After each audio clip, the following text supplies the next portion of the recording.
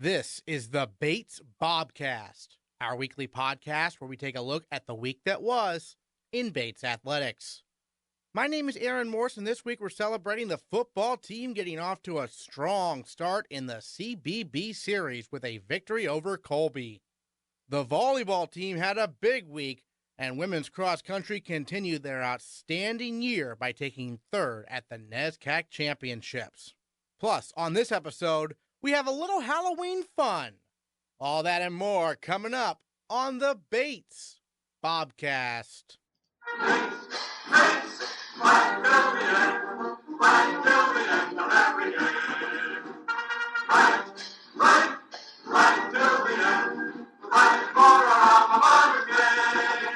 The football team raced out to a 21-3 halftime lead over the Colby College Mules to begin the CBB series on Saturday. Then they held on for dear life to prevail by a final score of 21-19. Down 3-0 with about 4 minutes to go in the first quarter, the Bobcats took the lead for good. Looking right, and low catch, nice, and he's going all the way. Whoa. Touchdown, Frank Williams. The Frank Williams catch and run of 24 yards to pay dirt put the Bobcats up 7-3 after the extra point. Williams added a 1-yard touchdown run early in the second quarter, and with 3:49 to go until halftime, sophomore Peter Boyer punched it in from 1 yard out on 4th and goal to extend the Bates lead to 21-3. In the second half, the Mules rallied behind a quarterback change and a big game from wide receiver Sebastian Farrell. But a pair of big defensive plays saved the day for Bates. Junior Jack Merritt's knocked down a 2-point conversion attempt with the Mules down by 2 and only 2:34 to go in regulation. 2-point conversion, take us through the play. I know you got a hand on it. Yeah, they lined up. It looked like they were going to do like a quarterback sneak or try to run it. They faked it, and I was just on the line. I saw the quarterback drop back and throw it, and I just got a hand on it. So got lucky, but it was a big play, so glad we won. And senior captain Trevor Lyons knocked down the Mules' last gasp heave on 4th down to secure the win. Well, it was 21-3 at half, and as Coach Herman said yesterday, 11 out of the last 18 CBBs came down to 7 points or less. So we knew the game wasn't over, and we were just saying in the locker room, hey, everyone's got to buckle down, focus up. This game's going to come down to the wire, and, you know, at the end of the day, we made plays, they made plays, but we came out on top. And then on 4th down, I know you won that interception, but it must have been nice just to have turnover down and clinch the victory, right? Yeah, I was just making sure the ball wasn't popped up in the air and, you know, some garbage catch by them on the other side. But, yeah, just went up, made a play. I mean, they were hammering the seams all day. I knew I had to get out quick and, you know, make a play on the ball. Yeah, 18. They were targeting him all the time, weren't they? Yeah, he's a really good player, good size, great athletic ability, can really get up there. And, you know, sometimes with undersized defensive backs, I can play to their advantage. So they picked out, you know, they found what was working for them. They went after it. So As a defense, how do you adjust to the quarterback change they made? Well, we weren't really sure who was going to come in and start at quarterback. We knew that the freshman started last week, so we anticipated him. So when he came in and wasn't doing so well, we knew that they were probably going to try to switch things up, bring in a quarterback who's bigger, had a stronger arm, throw the ball downfield. And, you know, at the end of the day, we made plays, and they made them too, but we came out on top. And obviously, back-to-back outright CBB titles, now a chance next week to get a third straight one. What would that mean? Oh, yeah, I mean, it'll be the second time senior class has 3 outright titles, so, you know, we're going to enjoy this one right now, start focusing on Bowdoin tomorrow, and, you know, we got to come out and play. It's going to be another close game. All right, Trevor, thanks so much. All right, thank you. On Monday, we sat down with head coach Mark Harriman to look back on the 21-19 triumph. Well, Coach, a 21-19 victory over Colby to begin the CBB series here in 2016. And first of all, your defense held Colby to net 0 rushing yards. So you must have been pretty happy, especially with the play up front by the defense. Yeah, you know, we did a relatively good job of fitting against the run. I thought both the guys up front and the second level guys did a real nice job with that. You know, something we obviously worked hard at during the week, and you know, kind of came to fruition on Saturday, and obviously being able to have 5 sacks that are for negative yardage, it obviously helps with that total. So it was that was a real positive. Yeah, speaking of sacks, you mentioned 5 for the team, 2 for Tyler Harrington, who now has 5 personally for this season, tied for first in the NESCAC. He played really well against Middlebury. Another great game Saturday, right? Yeah, no, he's really blossoming into, to me, an elite player. I think, as I mentioned last week, his performance 2 weeks ago was one of the best I've seen, and I think he followed up with another great one this week. Both, obviously, the sacks stand out, but he did a great job versus the run as well. And then, obviously, he didn't play a whole lot last year. So what's been the development? What have you seen from him specifically to make him so impressive this season? He's matured a lot. I mean, I think that if a skill guy has the athleticism, it's easier for them to get on the field early. When you're one of the up front guys, there's a big difference between an 18-year-old guy and a 21, 22-year-old weight-trained college lineman. So he's really done a great job with that part of it, working in the off season, and again, having the ability to push the pocket is really paid off for us with him being able to do that. We'll go back to the defense a little bit later, but offensively, 2 more touchdowns for Frank Williams, including a pass play where he caught it by his shoelaces, and all of a sudden there was just nothing but green in front of him, right? Yeah, it was just one of those, he made a phenomenal catch, and the defensive guy kind of overshot him, and he's, what he does best is being able to, put his foot in the ground and plant and go change direction, and he did that, and there was nothing. They were playing man coverage, and there was nothing left there. So that was obviously a huge play at the time. And then Peter Boyer, a career high in rushing yards. What do you see from him? Real physical effort. I mean, it's kind of what we preach to our dive backs, and I think he's really taken that to heart. And there were a lot of times that he was one-on-one with a linebacker and was able to get positive yardage even after contact, and that's what we really need to get out of that position on a regular basis, and he did a great job with it on Saturday.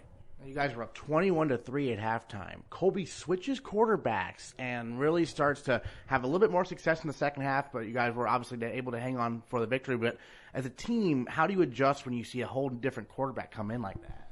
Yeah, well, they haven't done it as much in that type of situation, but they both played this year. They are different athletes. One's a righty, one's a lefty, so that is a little bit of a difference. And he came in and did a nice job, and put the ball up where they could go up and get it a couple of times, and that really hurt us. I think not taking anything away from what they did in the second half, but one of the things we're going to address with our guys today is our intensity level needs to remain at the level it was for the first half, and I think sign of maturity to be able to hang tough and win the game, but by the same token, when we do get a team in that situation, we need to be able to continue with the same type of intensity level and focus that we had in the first half. So you think maybe they got a little bit relaxed up 21-3? I don't know. I think that's a little bit human nature. I mean, and I think when you do jump out, it's such an emotional game, and we jumped out quick on them, and that we were telling them at halftime that we still got a lot of football to play and all that. But I think there is as I said, a little bit of human nature to maybe relax a little bit, and that's something that we'll certainly address.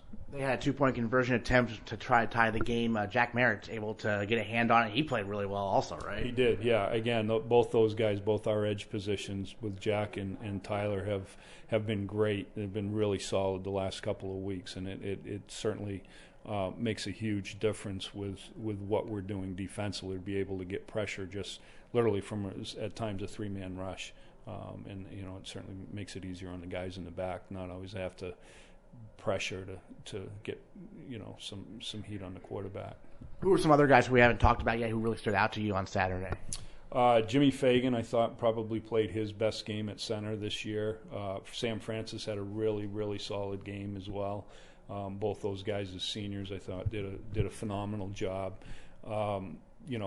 kind of an unsung hero in two ways. If you look at it, the bottom line is big plays are about putting points on the board or taking points off the board. And Trevor Lyons blocking 2 field goal attempts is huge. And then, again, another thing that could get lost in the shuffle real fast, but was a huge play, was Coy Candelario, who, made one of the heads-up plays of the game with recovering that when we fumbled the ball in that kick. And he did a great job of getting back, seeing it, and getting on the ball. And again, that's we could be talking a whole different outcome if both those with Trevor and with Coy didn't occur. Very true. Some big plays there for those guys. And then now, this weekend, headed to Bowdoin. Obviously, Bowdoin's had a rough go of it so far this year, but as you said last week, it doesn't matter what the records are. It's still a rivalry game, right? Yeah, no, absolutely. And I mean, again, they go into their quest for the CBB starting this week. So this is obviously the biggest game, on their schedule, as far as trying to, keep at least this thing alive. And we'll again, this is a huge game for us as well. And when you have those rivalry games, to a certain extent, you take the records and throw them out the window. Anything else you're going to be emphasizing besides the intensity of second half this week with the team in terms of preparing for Bowdoin?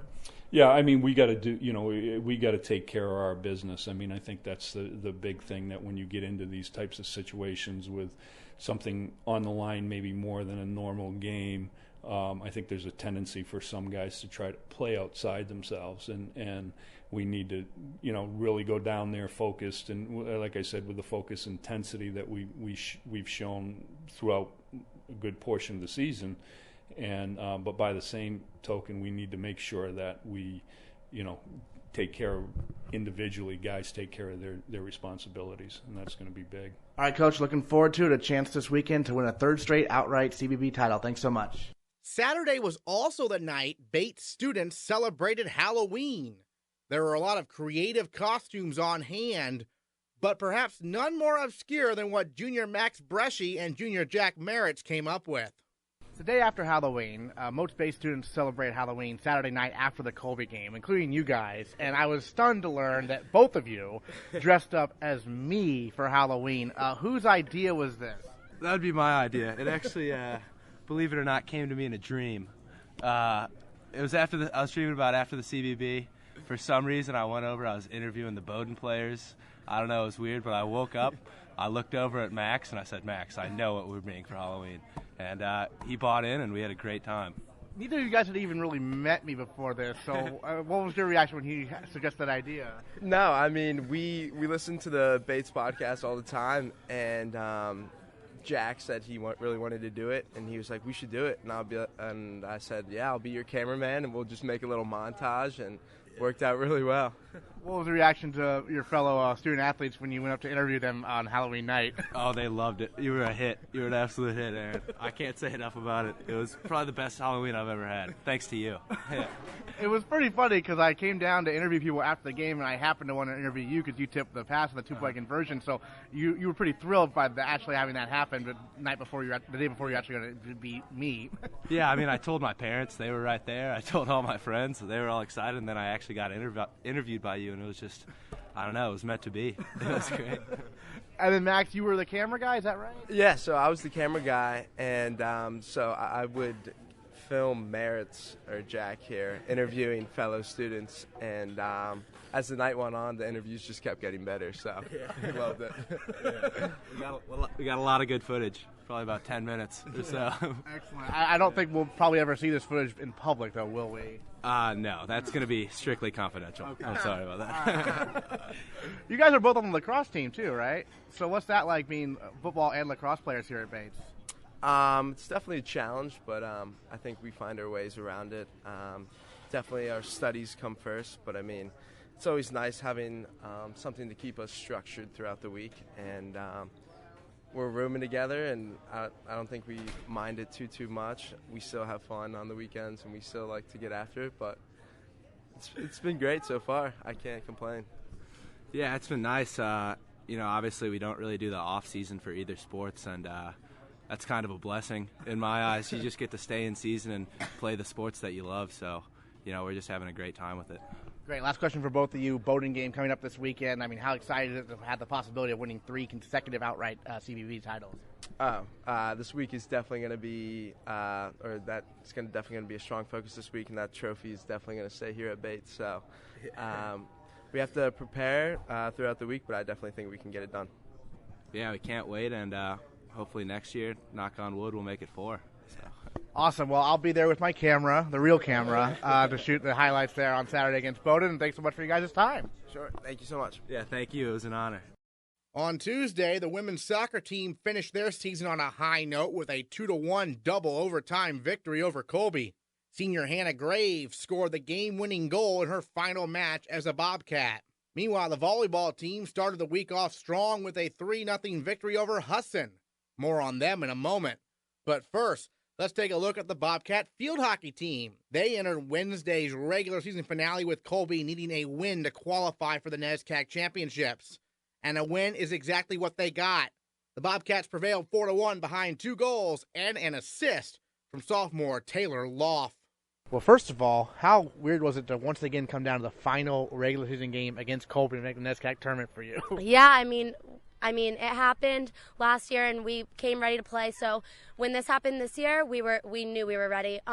This year, the NESCAC has had some crazy upsets. So even though our record has been more successful than last year, just based on everyone else's success, that's why it came down to the game tonight. And you know what? We showed up. We played better than we did last year even, and really finished with a great score. So. And then you had a pair of goals and an assist in this game. What was really working for you? It looks like you're just faster than everybody else. Well, yeah, Danny always says my speed is one of my greatest attributes as a field hockey player. So using it, I usually have a lot of success. And against this team, I was able to really drive the baseline a lot, find my teammates, and even score a few of my own goals. So break down the 2 goals.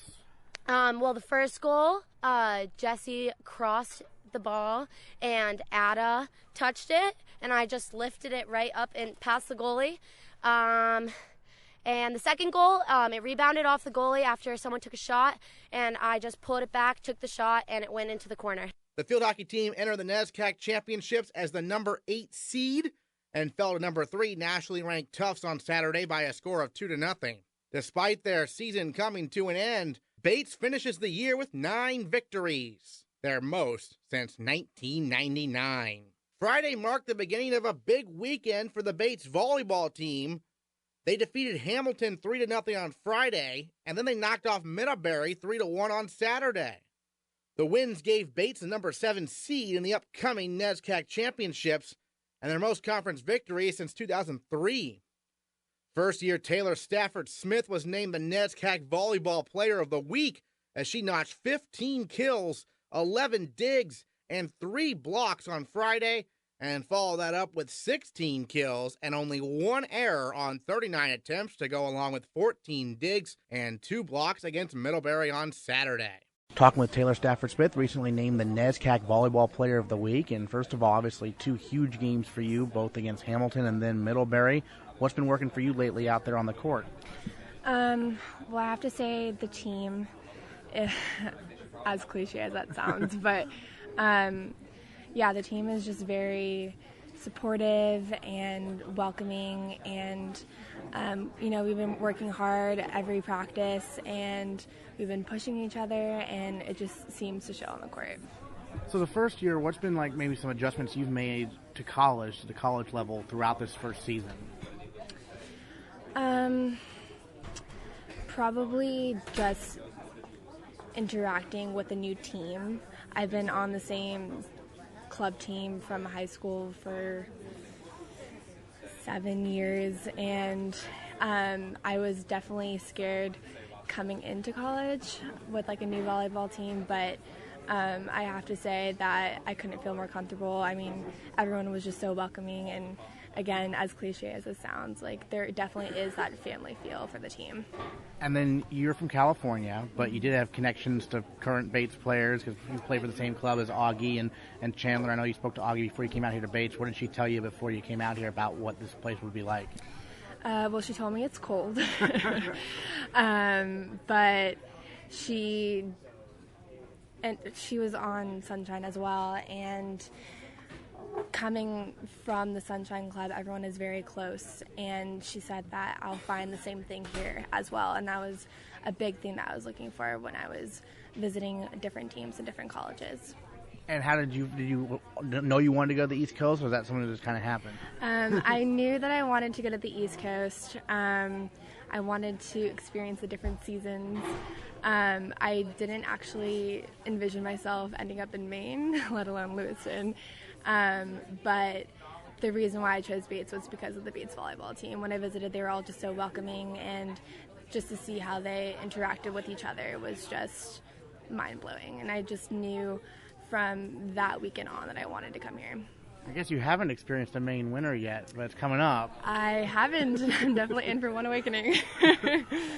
Has there been a cultural adjustment to New England compared to California? I would say that everyone here is a lot nicer, which is definitely great. It's strange to like walk to class with everyone saying hi to you, and it's definitely different. And then NESCAC Championship's coming up. Must be pretty excited, right? How weird is it to have a rematch with Middlebury just a week later? We're all definitely excited. I mean, Middlebury came out strong on Saturday, but we just came out stronger, and we know that they're going to come out even stronger this Friday, and that just means we need to work harder this week and come out hard again. And then what's Melissa like as a coach, maybe compared to like your club coaches or compared to other coaches you've had? Coach is great, and I speak for everyone. She definitely has brought this team together on and off the court. But on a serious note, she has taught me so much this season. I wouldn't be here if it wasn't for her, and that also speaks for Coach Rob and Coach Nat as well. I have to say that I'm very lucky and grateful to have them as my coaches for these next 3 years. Great. Well, Taylor, congrats again on being the NESCAC Volleyball Player of the Week. Thank you. Now it's time to talk to our Bobcats of the Week. Our female Bobcat of the Week also comes from the volleyball team. Junior captain Jacqueline Forney tallied 45 assists against Hamilton and a career-high 50 assists against Middlebury, setting up Stafford Smith and senior captain Chandler McGrath for the vast majority of their kills. For her efforts, Forney is our female Bobcat of the Week. Over the weekend, back-to-back matches, Hamilton on Friday, Middlebury on Saturday, got the victory in both of them. I mean, how pumped was the team, especially, to honor the seniors there with those big wins? Yeah, absolutely. Well, Friday was a big one just because we wanted to clinch our bid into NESCAC. So we were really focused on that win first and foremost. And we got the job done pretty quickly. And then on Saturday, obviously, our seniors, we really wanted to honor them and everything they've done for the team. So clinching that win was even more exciting, especially against Mid, who's ranked second in the conference right now. So we were very excited going into the game, and then being able to pull that out for our seniors was just an amazing experience. The team's been doing so well recently. What's really been clicking, you think? Yeah, we just had a captain's meeting about an hour ago, and we were talking about that. And it's really when our team focuses and makes that conscious choice of, showing up. You have so much going on as a student athlete, whether it's academically or outside of your academics, that really when you step on the floor, all that's going on right then and there, it is the game of volleyball and just coming together as a team. And so we're really going to focus on that this week, focusing on Friday stepping on the floor against Mid, who we know is going to be preparing for us all week. And just rising to the occasion. We're pretty excited about it. Yeah, and you had 45 assists against Hamilton, 50 against Middlebury, a career high for you. And so, you've got a couple, obviously great attackers here setting up, whether it be Chandler or Taylor. But, what's been clicking for you personally out there? Yeah, I definitely want to give our defense a shout out because for me as a setter, it all comes from the defense. If they're keeping me in system, they make my job a lot easier. So our defense, especially this year with Gabby, our first year coming in, she's really carried the back row. And then you look at DSs like Lauren, and then Augie obviously has been going through a lot lately and really stepped up on our team on the sideline, but also in practice as well. Just our DS is really stepping up to the occasion and rising to the occasion and giving me good balls to put up for my hitters to put it away. So, yeah. Yeah, because you want to be able to set things up properly, not have a mad scramble all the time, right? Exactly. The scramble can be fun sometimes, but not every play. So. Right, exactly. And then tell us a little bit about Taylor Stafford-Smith, because she was named actually NESCAC Volleyball Player of the Week just today. And so as a first year, what her impact has been? Yeah, absolutely. Taylor brings a lot to the team. You know what's so interesting about Taylor and what I really admire in her is she can put the ball down right on the 10-foot line, but she's so smart and she's very systematic and strategic about where she puts the ball, and that's so hard for the defense on the other side is, you never know what to expect for her. She can hit your deep corner. She can hit right in the middle of the floor.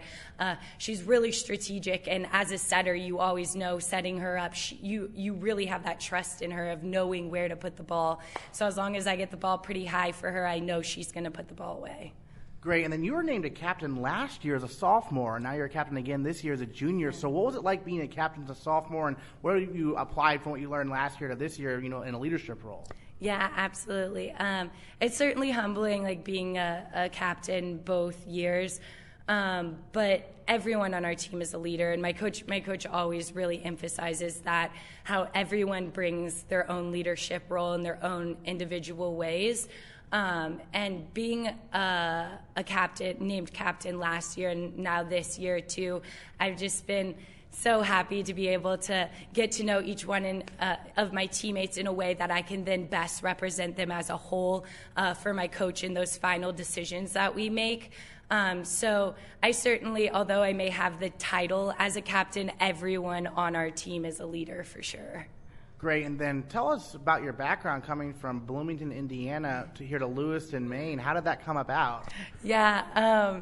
So being from Bloomington, you obviously have Indiana University, a Big Ten school right there. So I grew up going to absolutely every single IU game, whether it was basketball, football. I just grew up in a really athletic atmosphere. I have two brothers who played collegiate sports, and we're all three sport athletes, so we're always playing athletics and just having that competitive mindset. So I was looking for that in college, and I came out here on a visit, and actually Coach Duran came in my sophomore year, and she really had that competitive mindset that aligns with mine. So it was kind of odd that I found Bates at first with the previous coach, but everything else that Bates offers really brought me here. So academically, and then Dean Auer, of course, is from Bloomington, Indiana as well, so I met him. And he really sold Bates to me. So everything Bates has to offer outside of athletics brought me here as well, which is just phenomenal. So did you go to a lot of the Indiana volleyball matches then growing up also? Yes, I did. So the club I played for, we practice in their gym. So their setting coach worked with me a lot when I was playing club there, which was just honestly having those resources. I'm just so thankful. But yeah, growing up with all of those IU volleyball girls was certainly, as a little girl, you're like, I want to be them someday. And so being able to play collegiate volleyball is just something that I'm really honored and humbled to be able to do. Great. What makes a good setter? What makes a good setter? Great question. I would certainly say for me personally, I look at the setting position as a leadership role in and of itself. So if you want to compare it to a sport like football, certainly like a quarterback role. But you have to play defense and offense. You have to be able to coordinate your offense, make sure you're setting the tempo of the game. I often find the hardest games are when you're playing a team that might not be a NESCAC team or play to the speed you are, but the setter sets the tempo of the game. So you really have to be mindful of how fast your hands are, how fast you're setting that ball, and that's certainly something in the setting position you have to be mindful of. Great. Last question for you. You touched on it before, but a rematch against Middlebury, the team you just played, coming up this week, this Friday, down at Tufts. Is that going to be kind of weird? What's that going to be like, you think? Yeah, no, I am so excited. I think the team is as well to be able to have a rematch with Mid. I think the quote that Coach had on the board last week resonates with the best, and it's pressure is a privilege. And that was really going into our Hamilton game. Pressure is a privilege to make the NESCAC tournament.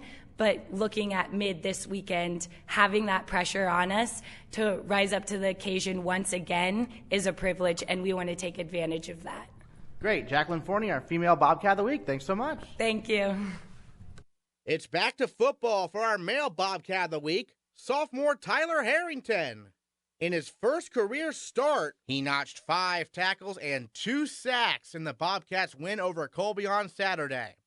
He now has 5 sacks on the year, tied for the most in the NESCAC. For his performance, Harrington is our male Bobcat of the Week. I think we just played well as a defense, as a unit, really. I think Coach Averill gave us some great calls, gave us a good game plan going into the game, and I think when everybody does their job like that, I think we start off really well as a defense. I mean, the first half, 3 points, we blocked field goal too, so I thought it was just a really good job by our defense as a unit, really. Yeah, it looks like, the defensive line getting a lot of pressure and helped out by the linebackers as well. The top photo on the website is you and Sam Francis sacking the quarterback, I think. Yeah, they do a good job getting their pressures. When we call blitzes, we take it very seriously, and we want those guys getting free to get those sacks and make those plays. And sometimes the linemen block down those guys, and as D linemen we get opportunities too. So I think it works really well when we are really on key like that. So last year you played, but this year you're starting and making a huge impact. So what changes? What did you work on in the offseason? What's been working for you as a development as an individual? Well, yeah, I think I worked really hard this offseason. Coming into the season, my freshman year, you're nervous, you're a freshman, so it's kind of hard to get going. But, after one season of being on the team and seeing what we achieved, CBB, but obviously we want more from what we got last season. So I worked really hard, and I really just try to get better, help the team really, and it's really exciting playing a lot, and I think that's through the hard work, I think, through my coaches helping me out, and even the guys on the D line too. We work hard to practice together, so everybody gets has some credit to that. And then obviously you're two sport here at Bates. You do the track and field, the javelin as well. Yeah. Is there any connection at all between those workouts, or are they totally separate? They're mostly separate. Yeah. Javelin, I'm usually just working on my shoulder or my hips, really. And in football, you got full body going. So yeah, it's fun doing the two different sports. It's totally different from each other. It's great. Sure, absolutely. And then obviously the CBB, obviously a very important win. The defense able to hold on there at the end. How nervous were you getting? Yeah, I was pretty nervous on the field. I was on the field and I was looking. We were holding them off a little here and there. Then it finally got to 21-19. They need the 2-point conversion. I'm like, wow. It kind of just gave us a wake up call almost. That we needed to make a play. And I think we did a good job. Putting our foot down finally and securing the game. But it was scary for sure. Yeah, did you see Jack tip that pass? I didn't see it happen. I didn't see him tip it, but I saw the ball go in the air, and I watched it all the way down, waiting for it to hit the ground. So, absolutely. And then, what are you hoping for the next 2 games in terms of what are you going to be working on to continue the success you've had this year? Yeah, I think we're just going to work on doing better playing as a unit, as a defense. I think that's what Coach Averill stresses a lot. When we play together, we're great. We're a great defense, and I think definitely going to work on getting better communication through the defense. Putting the ball down when something bad happens, going on to the next play. I think that's something we're pretty good at. We just need to focus more on and just playing our game, really. Sometimes when I talk to college football players, they talk about how the speed of college football is so much different than high school. Was that the situation for you coming in? Yeah, I think so. When I came in here, being a high school senior, you think you're a pretty big shot, going as a high school senior. Then you come in as a college freshman, you're back down being a freshman. So it's different. Definitely, the speed's definitely a factor. When you come in and I remember my first practice, these guys are just bigger and stronger, a lot bigger and stronger than you get in high school too. So gives you a lot of incentive to go in that weight room pretty quickly. Right? Yeah, for sure. I saw those guys. I need to be just as strong as those guys and even compete with them. So. All right, well, definitely doing a good job competing right now. 5 sacks on the year. Tyler Harrington, our male Bobcat of the Week. Thanks so much. Thank you. The women's cross-country team had another banner week, finishing 3rd at the NESCAC Championships, their best finish at NESCACs since 1987.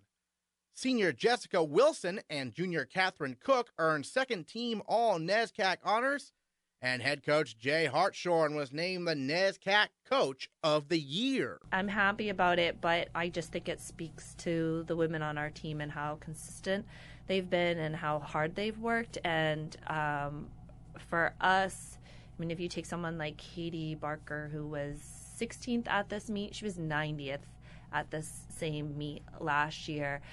For Jess and Catherine to just be so consistent this year and to both be all NESCAC is a huge deal because we just haven't had a lot of women be all NESCAC. I actually had a year where I had somebody who was all American and they weren't all NESCAC, which is like crazy that you're not in the top 14 in your conference, but you're in the top 35 of your country. So that was what I was like most happy about, was for them both to be able to get that honor, especially because they've been like working so well and so hard together and really supporting each other. And that Catherine from 2 miles on was basically in that 14th spot. And so I was just like, nobody catch her. And for a while, the person who was right behind her was also on our team. Katie was running in 15th and got caught by someone. So I was kind of feeling like, nobody catch her, but if someone does, it's okay if Katie does. But that is what I'm sort of most happy about, is how much people have moved up in their performances from years before. After NESCACs, we caught up with senior co-captain Molly Chisholm to recap the team's performance. Third place finish, the best since '87 for the women's team. I mean, how thrilled were you all when you found out the results? We were really excited. It was pretty unexpected. We were aiming for 4th in the race overall, and so when Coach Fresh told us that we came in 3rd, I think we all lost it a little bit. Excellent. And then for you personally, how'd the race go? Because obviously it was pretty muddy conditions. Yeah, it was muddy and really hilly, pretty cold, but that's what our team is built for. We are used to training at Pineland, so this is our kind of course. And even though it hurt a lot, we were the grittiest team out there, I think. And then I know it's a Bobcat pack. You try to run as a pack. Who do you typically run with? I usually run with Katie Barker for the first mile. This time, Olivia Lamarche, she's one of our freshmen. She joined me, which was awesome. Super cool to see that on the team. Start off with Jess and Catherine, then usually lose them a little bit in. So, but it was great. Katie and I really work well together, so that was a lot of fun. Gotcha. And obviously, Jess and Catherine have been the top 2 runners all year. What makes them so good in your opinion? I think they really embodied pack mentality and understanding how to pull the team along and then also go when it's time for them to go. So they make sure Katie and I are there until they really need to kick it in and do what they need for our team to succeed. And then you and Jess are the co-captains, so how do you two work together? Jess and I have been like best friends since freshman year, so it works pretty well. But we make sure that everyone on the team feels like they have a place all the time, because we really wouldn't be anyone without all 23 girls at this point. So it's exciting and it's fun to make sure that every practice feels inclusive and that every race we're putting everything out there to make sure that our team can do the best we can, because it's really a team sport, not an individual sport. And then the course, obviously you mentioned it was muddy, but you'd run that course before, right, from Waterville? We'd run it once without the major hill in the second mile, so that was a game changer. Right. But I think that it benefited us as a team to have that extra place, because really some girls our coach was saying that are usually amazing runners started dying on that hill, and we didn't, which is really where we saw our success. Now regionals coming up, not this week, but the following week. Obviously, that's the place where you can make your biggest statement towards nationals, right? So what's the mentality for the next couple of weeks preparing for these regionals? Yeah, we're trying to just stay positive. It's not going to be harder than the race that we just ran, so I think if we can repeat what we did this time, we have a pretty good shot at having a great race. But mostly it's just about sticking together, working hard, and keeping up the training that we've seen throughout this whole season to have our best shot next weekend. All right, Molly Chisholm, thanks so much. Thank you. The men's cross-country team finished 7th at the NESCAC Championships.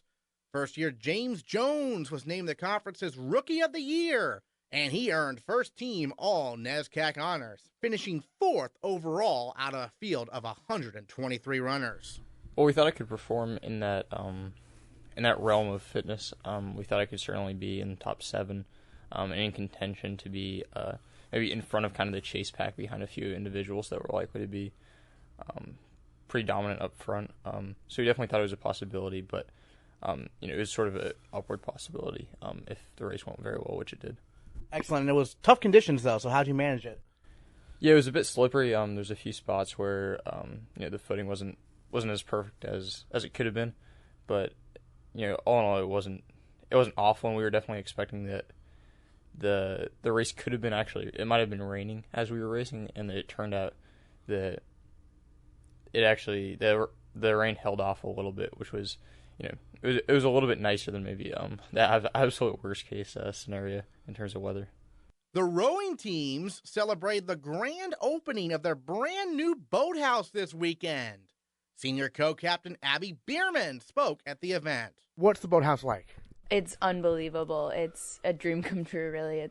It's warm. It has places for all of our boats. There's a boat shop where the coaches can work year-round on the boats. There's locker rooms. There's bathrooms. There's a team room with a 75-inch TV. It's special. It's amazing.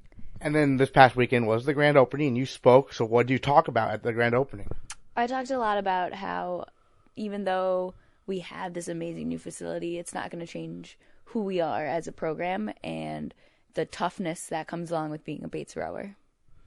Excellent. And then obviously there were a lot of donors who were anonymous who put in the effort to make this boathouse built, and so I assume you talked to them a bit too? Yeah, absolutely. It's amazing to be able to look out and actually thank the people who made such a dream come true. So it was really nice to be able to show our appreciation to them. And obviously you've been utilizing it for a while now, right? Yeah, we got to move in at the beginning of the fall. Okay. And what's your favorite part of it? You just mentioned a bunch of stuff. What's your favorite part of having this new boathouse? That's a tough one. Man, I don't know. It's the TV. A lot of people's are the TV, but I would have to say just having all of our boats inside is such a game changer. It's to be able to walk away being like they're safe is so nice. That's definitely a good thing, because obviously, as Bates knows, half the battle is making sure those boats are in good condition, right? Yeah, definitely.